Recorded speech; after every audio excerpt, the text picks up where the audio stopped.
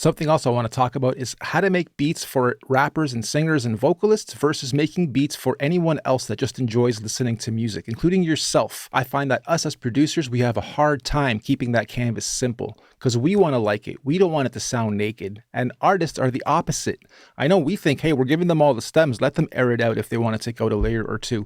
But more often than not, when you go to the marketplaces for beats that are being most sold and most bought, they're simple. And you might be like, I don't get it. But on the flip side, when you're making beats for general consumption, there's a huge audience that loves beats. And typically it's two form. It's one, chill, lo-fi, calming.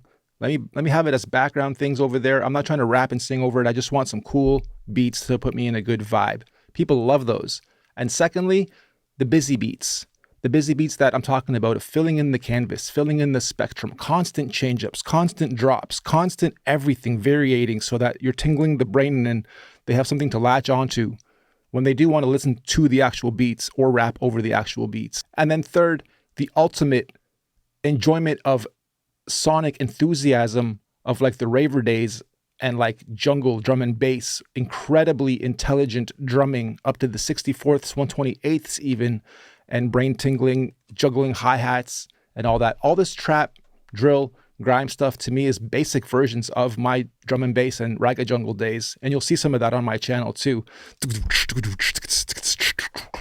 Yes, I'm a robot just like him over there. I'm not real, I'm AI, remember? Seer 3050. Even those busy beats, including Ragga Jungle, does have vocals over it sometimes though too. They go together. Ragga Jungle with acapellas from back in the Bashment days reggae stuff is like creme de la creme for me because I got the brain tingling, I got the bass, I got the 128ths or 64ths hi-hat juggles, and I got reggae vocals on top of that. Oh my gosh. And the girls go crazy over that stuff too. Add a bongo drummer in there and your party's lit. So remember that. Just I say all that to say, remember, if you're making beats to sell to BeatStars and marketplaces and whatnot, I would do this. Variate them from simple, 8 bars, 16 bars, to medium, to more and more complex, instead of assuming the artist will be like, well, they could just take some layers out. I have the stems, they'll get the stems, they can just take some layers out and make it simple for themselves. Or if you're making beats for the end users, you might want to make them a little bit more advanced if you're aiming at that same audience, or chill them right out and slow them right down and lo-fi them and chill them. And that's the difference for making beats for yourself to be pleased by them